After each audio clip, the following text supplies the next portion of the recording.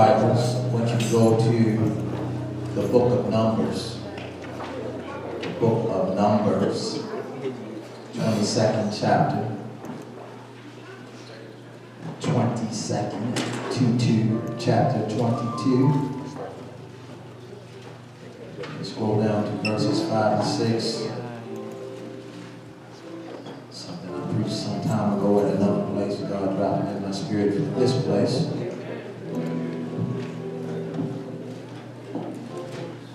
Amen. Numbers 22, 5 and 6. Bless you, deacons, trustees, deaconess, missionaries, ushers, and everybody in the church. Thank God for the ministers who serve diligently, even in private, for my assistant to the pastor and for the assistant pastor. Amen. Then my wife was watching my sick grandson. He's getting over the flu. And, you know, when babies and seniors get the flu, it's not so good.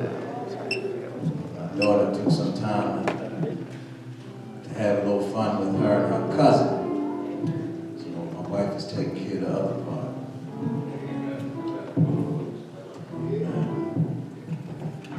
How many of you glad you're getting older?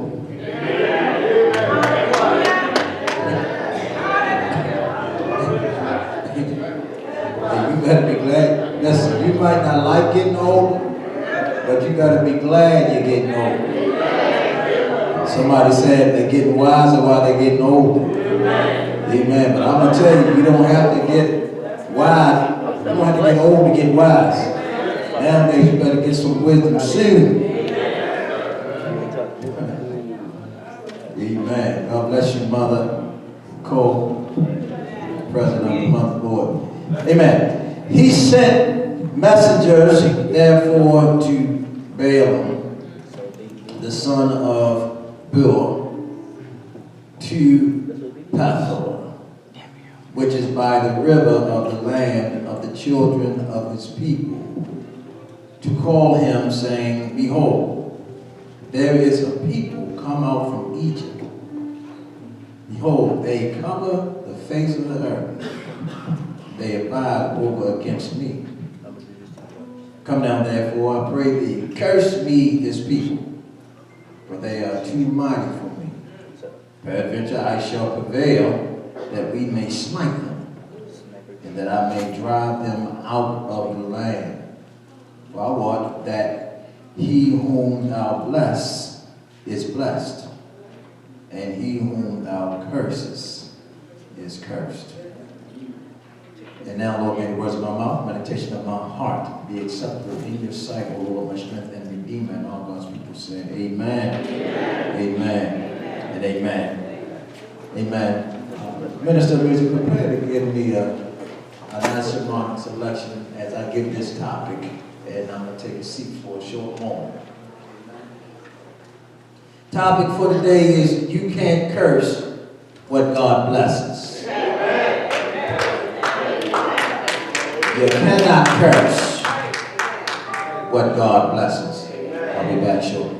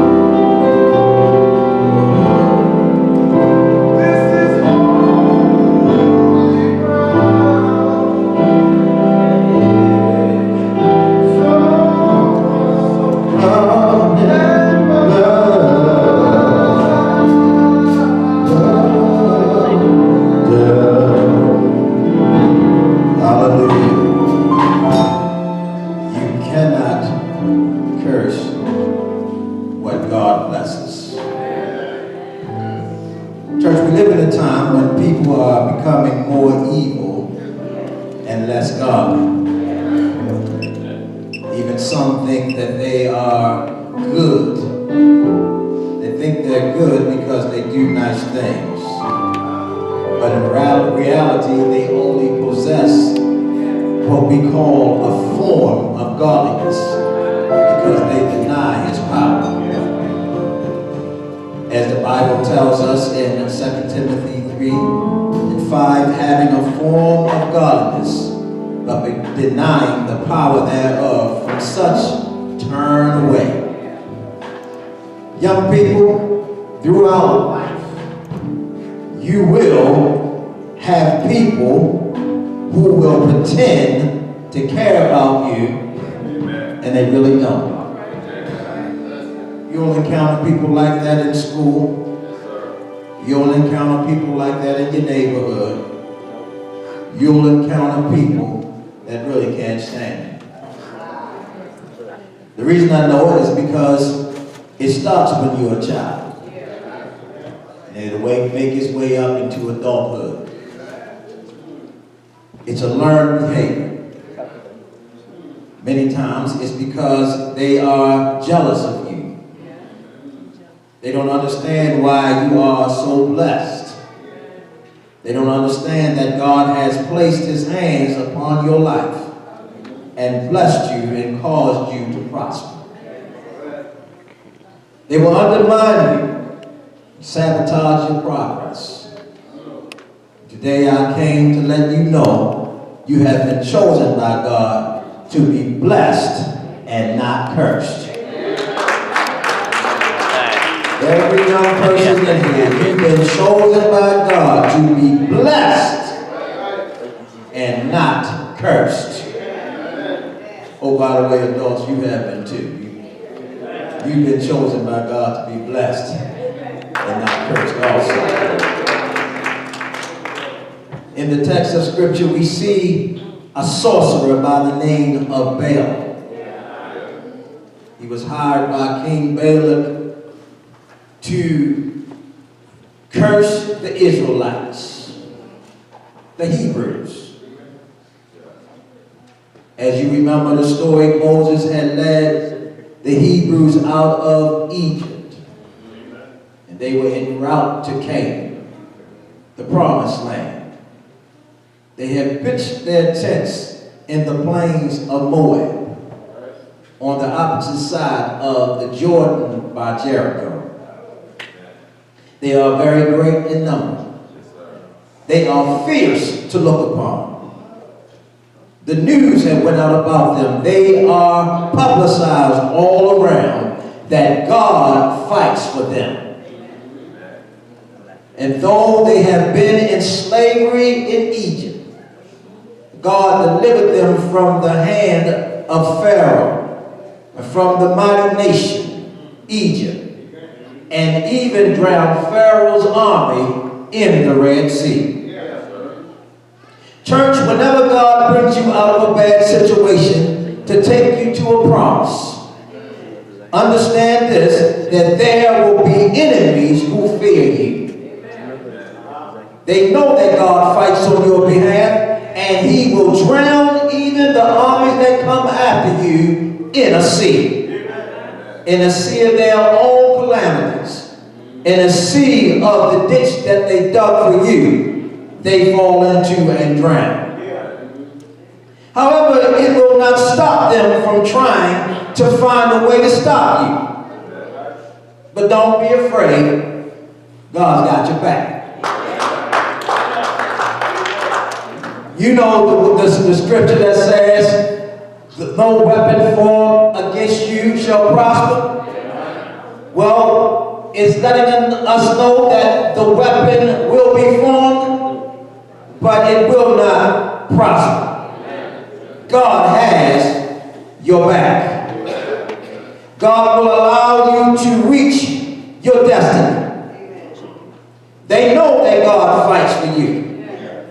They know that God will be your protection. But it doesn't stop them from trying to stop you. So in the scripture text, we see King Balak had promised Balaam a large lump sum of money to bring an evil curse upon the Hebrews. King Balaam is afraid of them because they are too large, and God fights for them. He wants them to be cursed and not blessed. Let me ask you a question. Have you ever known anybody that wanted you to be cursed and not blessed? You might not know it, but there's always somebody that doesn't want you to receive the blessing that God has put in your life, on your life, and is going to do for you in your life. They don't want you to have it. They want to kill you. They want to stop it. And they'll do anything that they can to hinder your blessings. He wants them to be cursed and not blessed. What he fails to realize is you can't curse what God blesses. If God calls it blessed, there's no one or anything that can curse what God blesses. Church, even though your enemies want to curse you, the enemy can't do anything to you that God doesn't allow. And if God does allow it to happen, understand God is allowing it to happen for your benefit and not your demise. How can God allow something to hurt you when he already says it's for you? If it's attacking you, it is for your benefit, not your demise.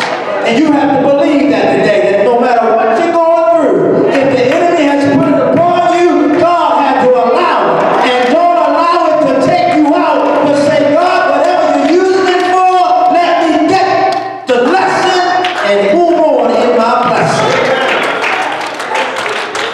Hallelujah. You got to know that God is for you and not against you. If God be for me, who can be against me?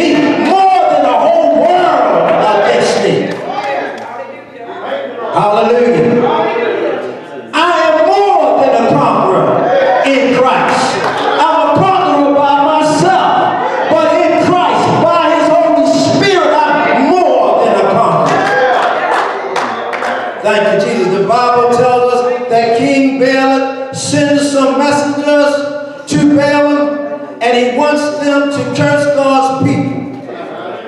And Balaam has all intentions on cursing God's people. His intentions are made up. He wants that bag of money. That briefcase. That sack of money. He wants it bad. But notice what God does. God speaks to him in a dream during the night. He tells them not to curse the Israelites. God will speak to those who desire to bring you harm and make them change their mind.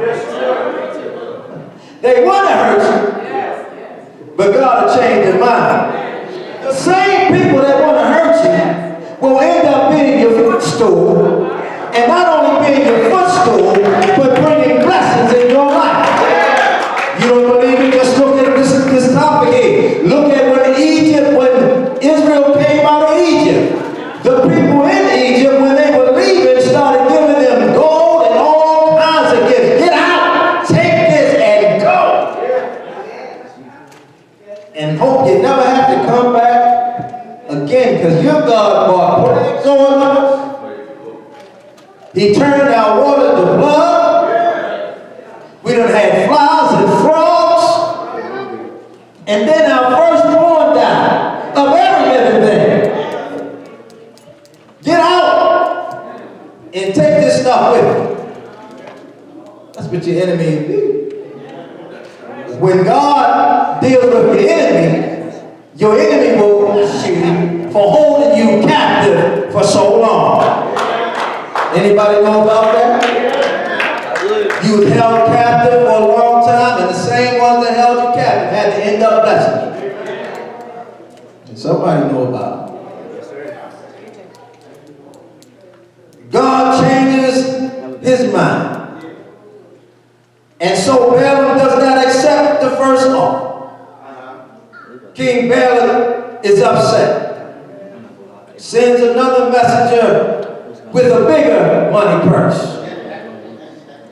When it don't work out the first time, they're going to try to make the purse a little bigger to come against you. However, this time God doesn't speak to Balaam. Doesn't speak to him.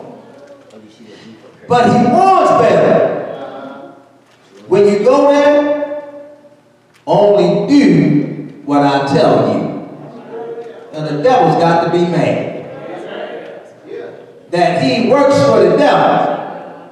He's a sorcerer. He works for the devil. God doesn't speak to him in a dream, but when he gets to the place, God says, you only do what I tell you. That should let him know that the devil can't even override what God says.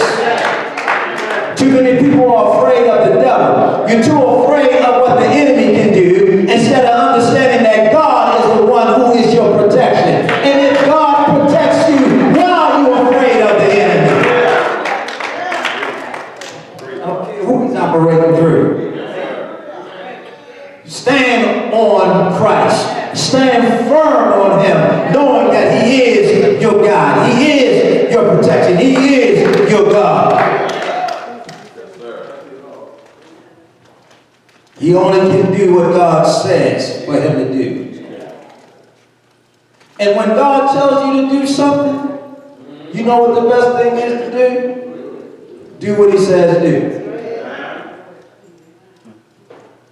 One of the problems with many people are they want to do what they want to do and do what other people say do instead of listening to God. Have you ever been there? You wanted to do what you wanted to do or did what other people said do instead of listening to God? And after you did it, what happened? You wished that you had listened to God the first go round. Balaam has it in his heart to do an evil thing. He hears what God says. He knows that this is the God that created all things. The moon, the stars, the sky, everything in it, the earth, everything in it and beneath it, the oceans and everything in them. He knows it's God that did it. But Balaam has set up in his mind this time, I'm going to do something evil, regardless of what God says. Balaam has it in his heart to do the evil.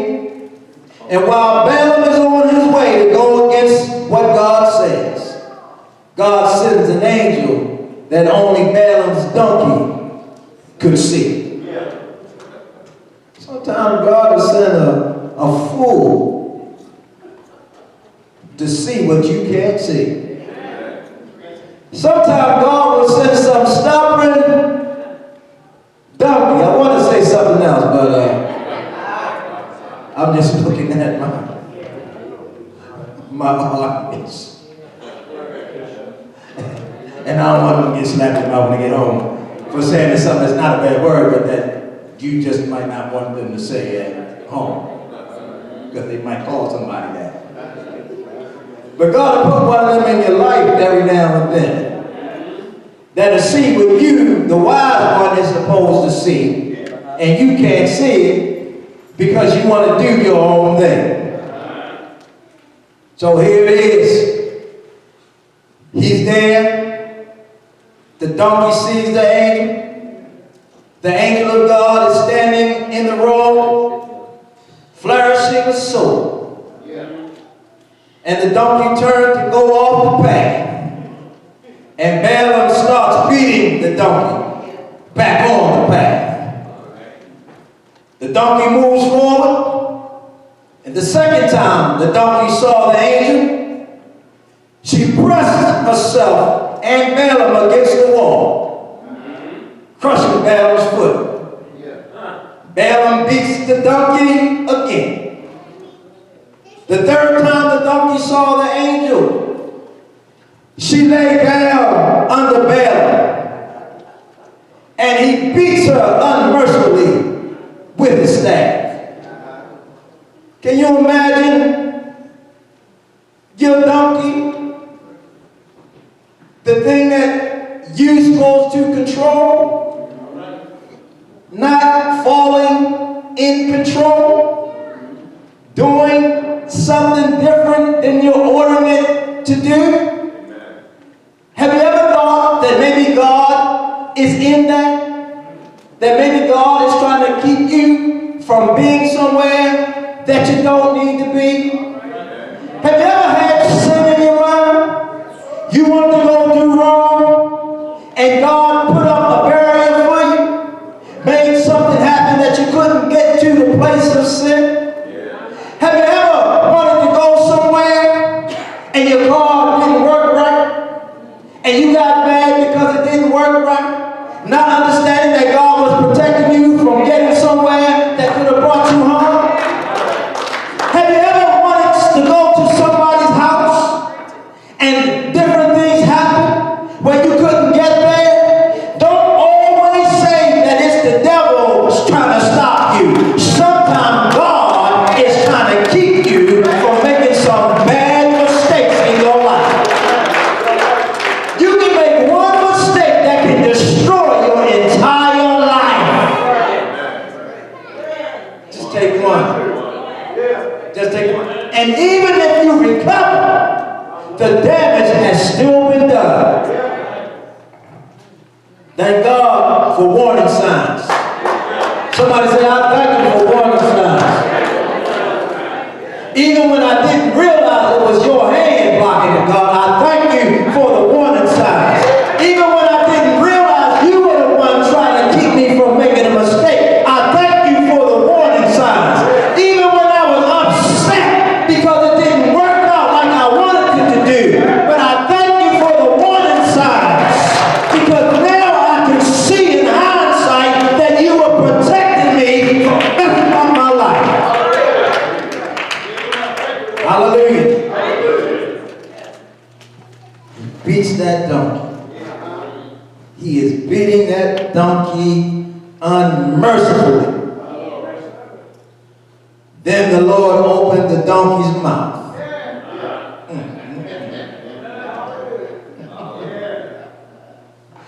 Let the donkey talk.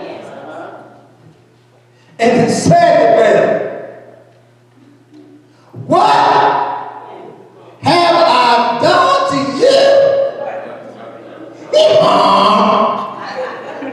to make you beat me these 3 times? What have I done to make you beat me like this?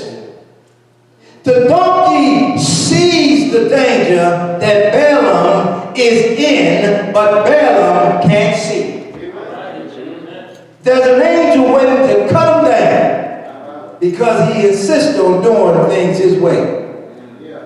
Often those that want to hurt you can't see the dangers in their path. They don't realize that messing with a child of God is a dangerous thing. It would be better for them to hang a millstone around their neck and cast themselves in the sea and drown than to harm one of God's little ones. Listen, that's why some people that try to come against you, that's why they not here no more. Y'all don't want to hear it. That's why they don't live no more, because they tried to come against what God did for you. And God will move people out of your way. He'll take them off your job. He'll take them out your neighborhood. He will move them out of your way. He'll even cause some to get sick. Be careful about coming against what God blesses, because you intend to curse them, but the curse falls on you.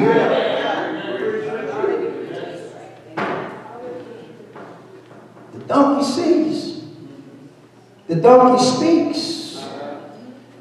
To hear your donkey speak should should make you shut your mouth. Your donkey ain't been speaking.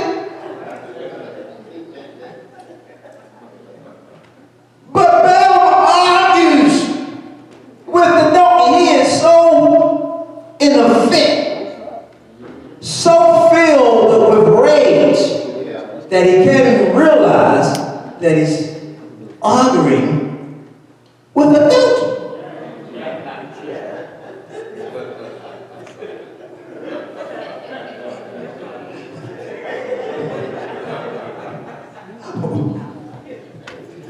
Any of y'all ever argued with some donkeys?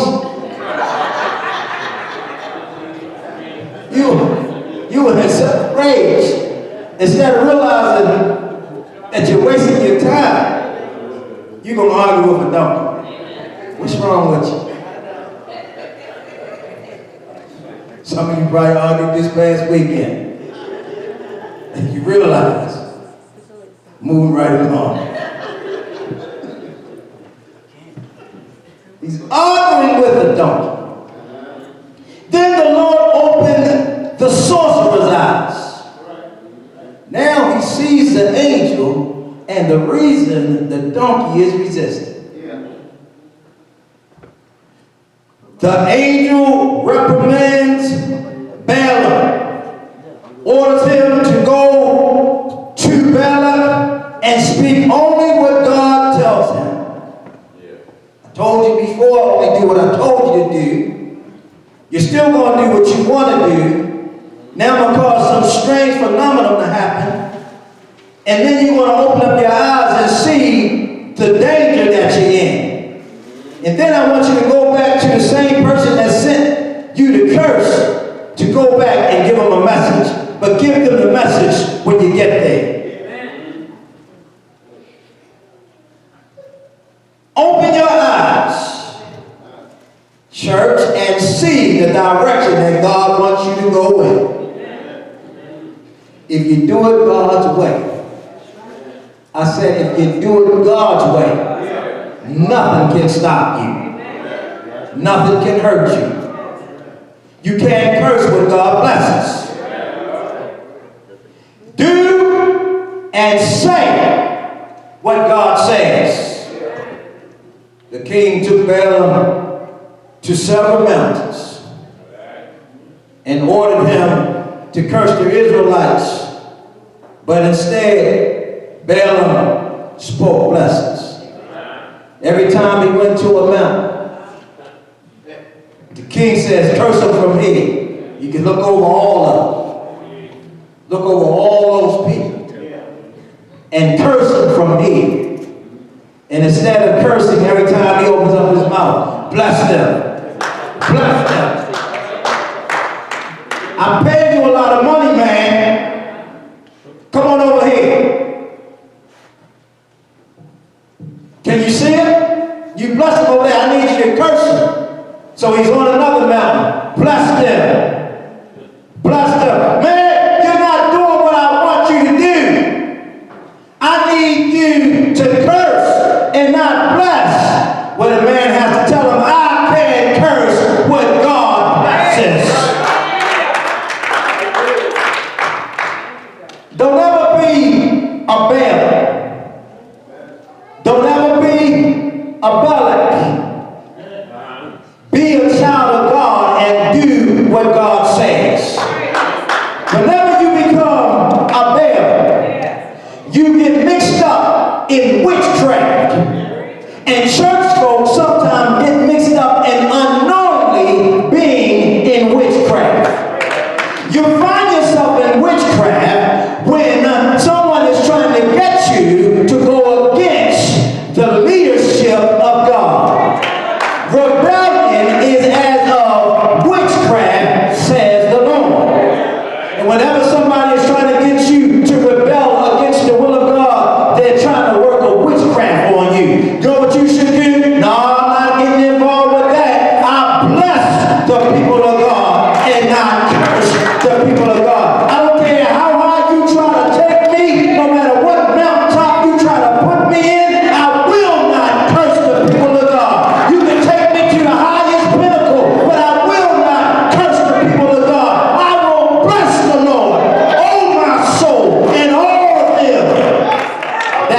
worship the Lord. Bless the Lord's people. Don't look at each other and curse each other, but bless each other. How about every now and then saying, God bless you, and mean it from your heart. God bless you and mean it from your heart. Not just a figure of speech, not just a cliche, but saying, I want the Lord to bless you. That's what God wants from his people. He wants us to bless those. Even those that despitefully use you, pray for them and ask God for them to be blessed with some wisdom and knowledge to see the wrong direction that they're going in. I bless you, not curse you. Because I don't operate with the devil. But if God curses you,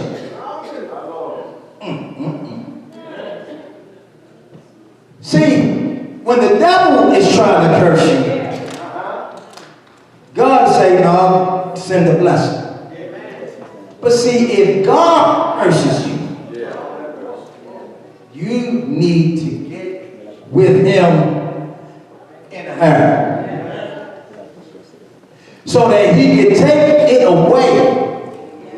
Because you can go to every soothsayer, witch doctor, voodoo, and everybody else, and no one will be able to remove what God puts on you. But if the enemy tries to put it on you, God can speak a word. One word, and it will be moved. God can blink his eye, and it will be moved. God can breathe on your situation, and it can be moved. Somebody might be going through something right now, and you feel like it's a curse in your life.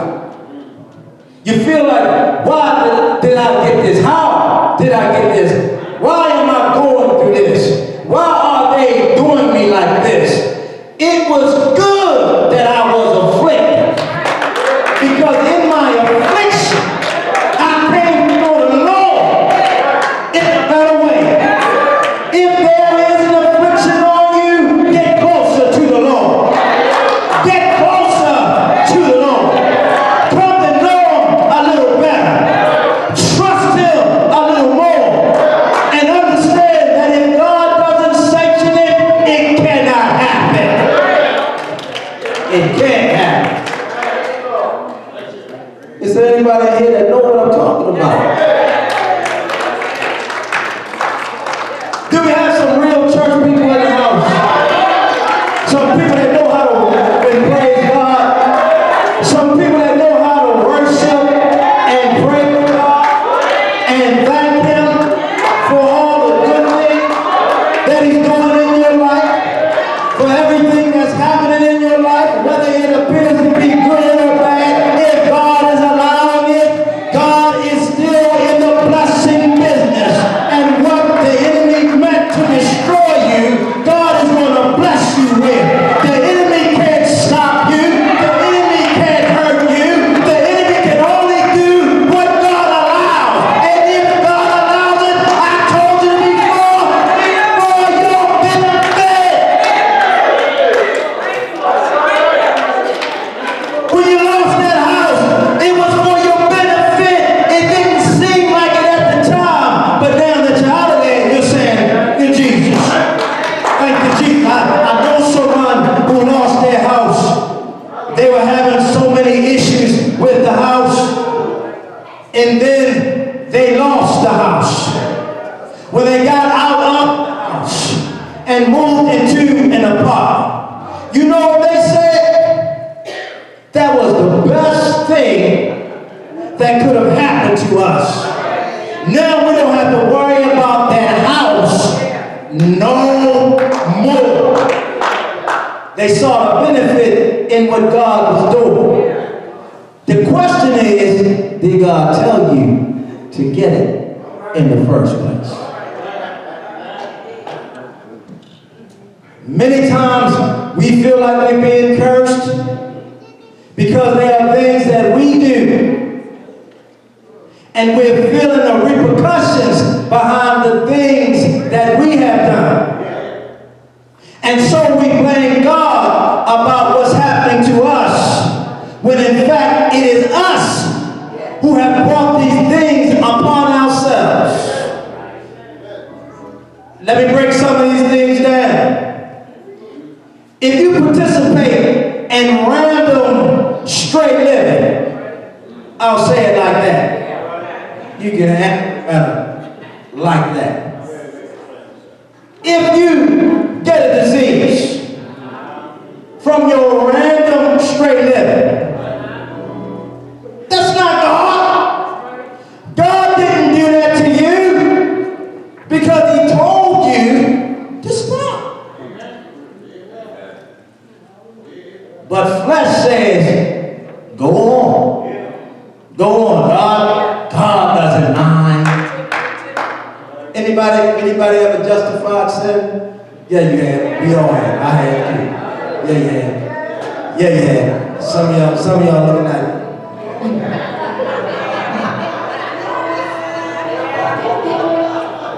No. Yes, you did. If you're over the age of 12, yes, you did. You know deep down in your heart, soul, and mind that you weren't supposed to do it. You knew you weren't, but you justified it. So, it's okay. It's okay. And then when you deal with the repercussions, now it's Father, I stretch my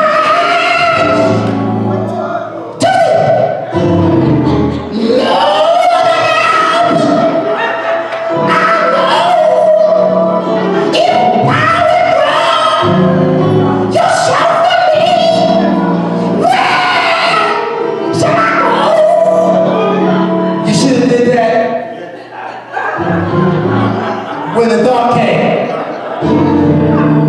Father, I got the thought, my flesh is screaming, I need your help right now. You the only one that can help me. And when you cry out to God, when you're in a bad situation, God will come to your rescue. I wish I had some witnesses.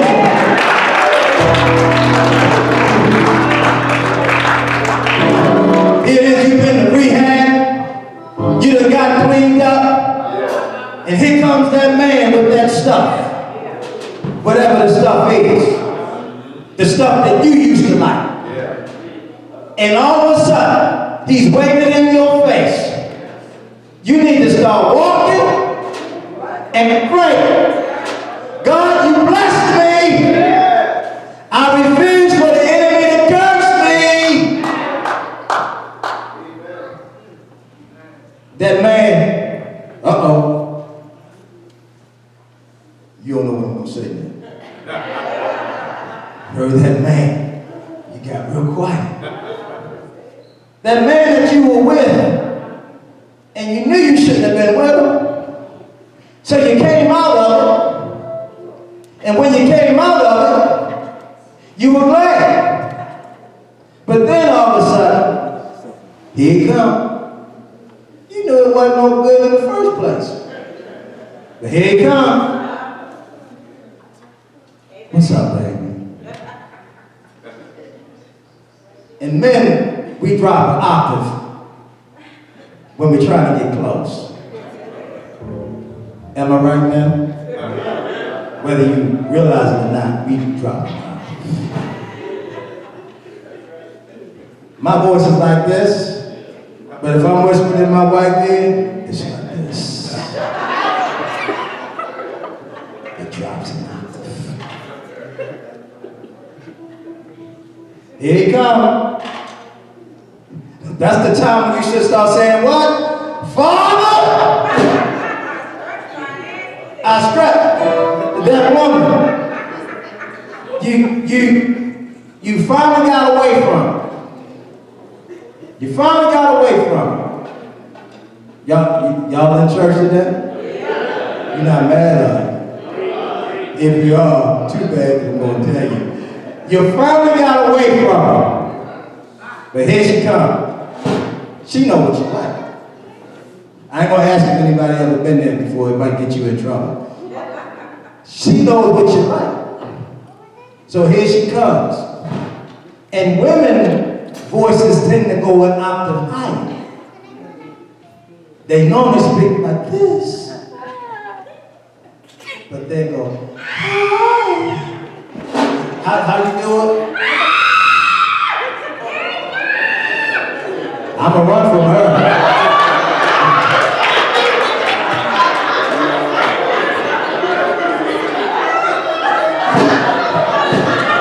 You gonna tell somebody.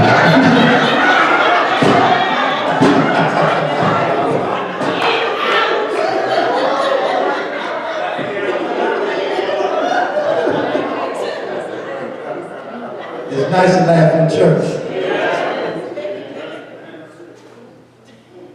You got to get away from that. Because if you don't realize it by now, if you haven't realized it by now, it's the same cycle. Same cycle. You got to recognize it while you're in it. So you can say, I already know how this ends. I already know how this ends. It don't end good. It always ends up with me feeling bad. It always ends up with me losing something. It always ends with me getting back into this addiction. And here I am again, going through the same thing all over again. The enemy is trying to curse you. He's trying to take from you. And no one's mad but the devil. The enemy is trying to keep you from being blessed by God. If the Hebrews that just came out of Egypt would have went up on a mountain and said, curse us, Balaam, curse us, they would have brought the curse on themselves. But they didn't even know that the enemy was trying to curse them. And many of us don't realize that when we're getting in situations, the enemy is trying to curse you. But how many of you thank God for grace and mercy in Jesus Christ? Because with all his grace, with all his mercy, you can still do the wrong. And God will say, I forgive them.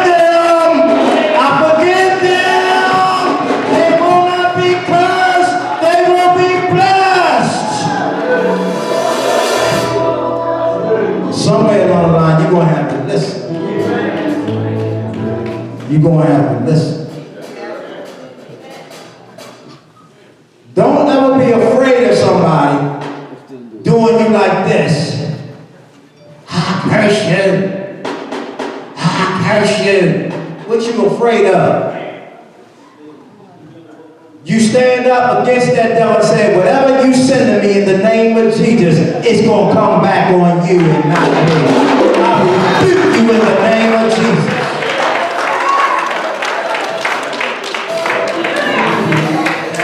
And I told y'all before that there are people who operate in witchcraft for real. And I told you one Sunday, and then I looked at the news the next week, and I saw black witches on the news. I keep telling you that this stuff is going around. And don't you know that some of them come to church and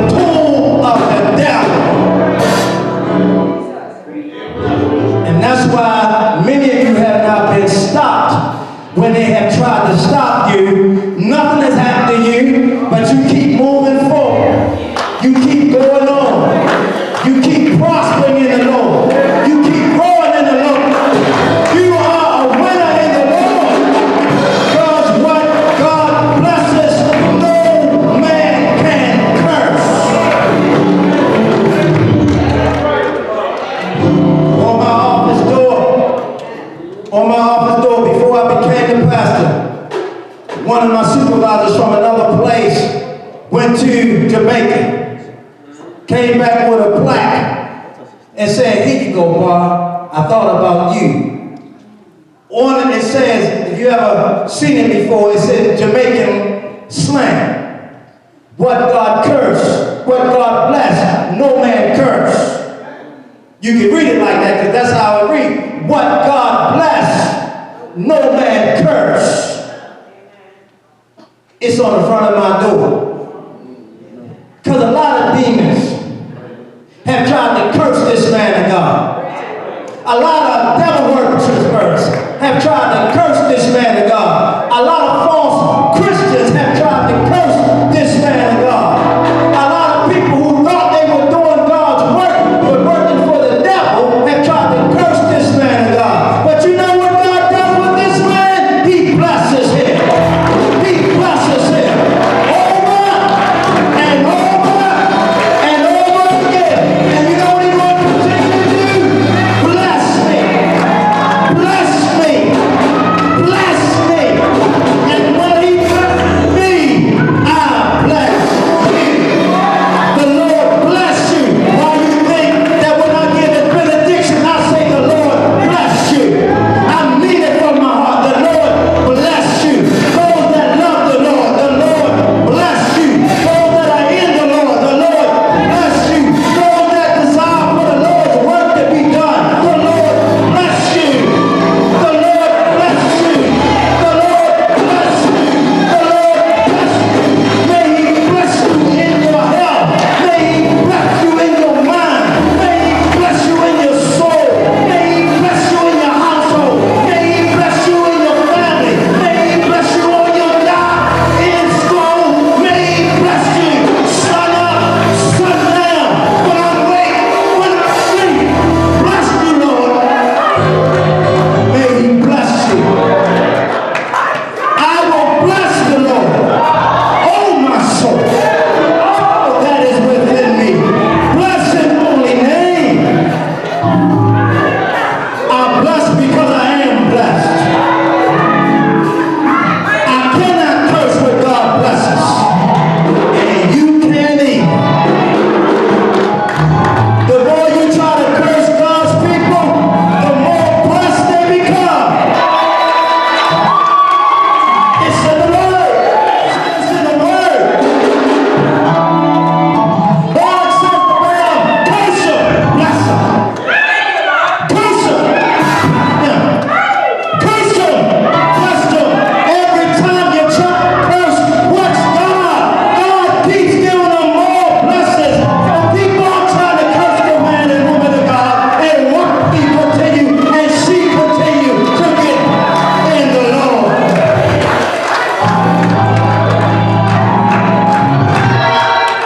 You can't curse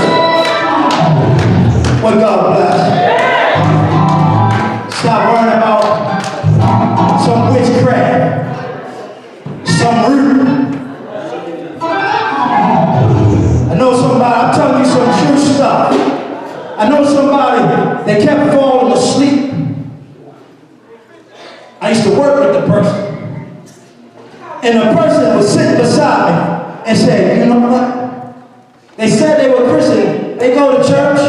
I know what church they go to. Right here in Baltimore City. I'm not going to tell you what church." They said somebody had put a root on me. I said, "What? What are you talking about?" I said, "You're a child of God." She said, "Somebody put a root on me. I got to go to this man who knows how to get roots off." She went to the man. She stopped going to sleep. I don't know who the man was. Don't know if he was a Christian or if he was the one that put the root on him so he could take the root off of him so he could get some money from him. Don't you dare think that the devil has more power over you than God. Don't you ever think that. Now I'm going to get ready to tell you something. You stay saved by in the will of God.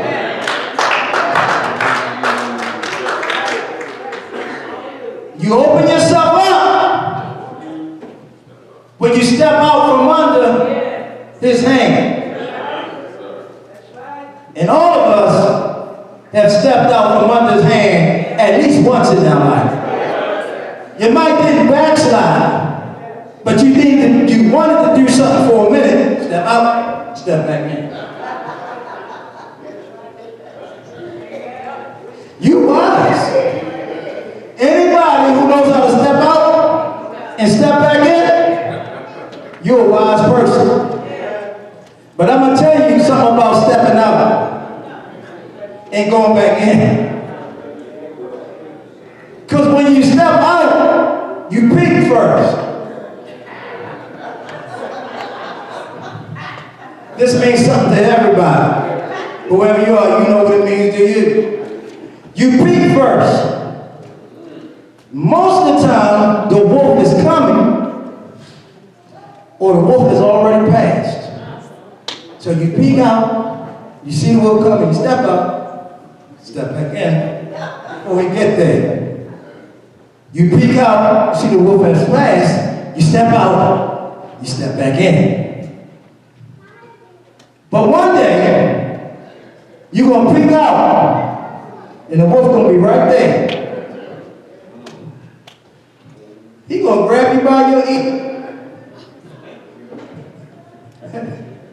And when he gets you by your ear, you're going to be screaming.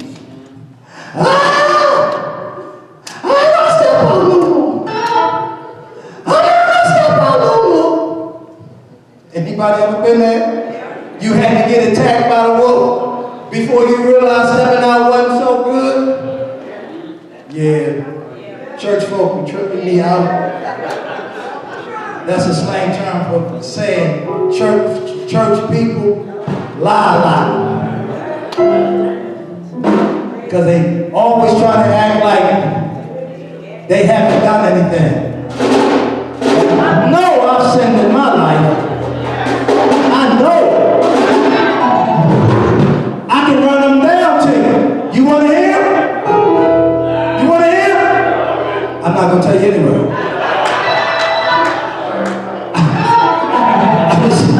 I was just asking you that to see who really wanted to hear my stuff. Because if I tell you my stuff, I'm going to look for yours too.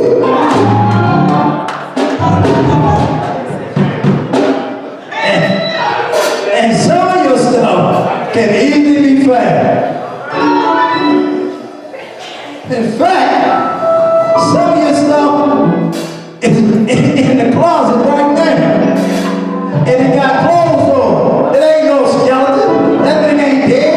That thing got clothes on. It's alive and well. It's dancing.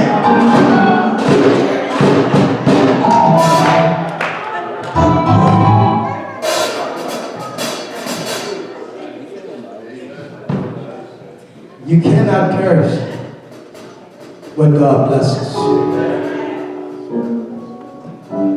I want your whole household blessed. I mean, not just you, but your whole household. And I want you blessed in every way. I want you blessed spiritually first. Because if I seek first the kingdom of heaven, the kingdom of God, then all these other things shall be added unto me. So I want you blessed spiritually first. I want you blessed in wisdom and knowledge second. Spiritually and then spiritually in wisdom and knowledge second. Because you need the wisdom and the knowledge to handle the blessings, the other blessings that I want God to bless you with that I'm going to tell you about in order to handle the blessings. Because if you are blessed without wisdom and knowledge, you become foolish. And you destroy everything that comes in your path. Or you hoard it. You think that you're the only one that should have it. You're the only one that should drive a nice car or have a nice house. You think you're the only one that should have a fat bank account. That's a lie. That's a lie. God desires for all of his people to have those things. But all of his people can't handle those things. And some of the regions where all of his people live, they don't have those things. So it's not that God don't want you to have it. But if you would be blessed with wisdom and knowledge in this rich country, if God gives it to you, you'll know how to handle it. You'll know who to give to and who to say no to.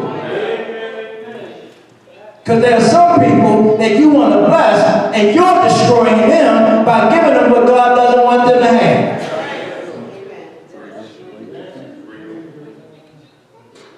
Some people, when they ask you for something, you already know what they're going to do with it. You already know.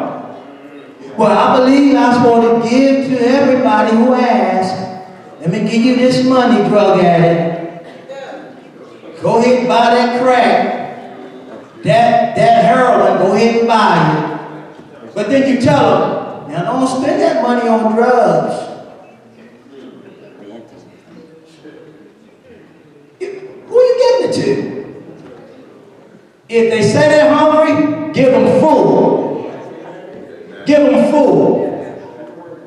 If it's somebody that you know that their children are going to be set out or whatever, if God moves it upon your heart, then go take care of that. But do not give the person what gives them a problem. I wouldn't, if I know you're a crackhead, I'm not going to go and buy crack for you and give it to you and say, here, God bless you. That's a curse. That ain't no blessing. If I know you're addicted to heroin or opiates, I'm not going to say, here you go, take these and make you feel better in the morning. I'm not going to give you that. If you want that, and you want to get off of it, go to a methadone treatment clinic. Let them start weaning you off of that. Let them give it to you. They ain't getting it from me. I'm going to give you food. I'm going to give you clothes. And if God tell me to give you some money, I'm going to give you money. Other than that, you're going to get a blessing from the Lord, and he will do everything that you need. Amen? How many of you feel better today knowing that the enemy can't curse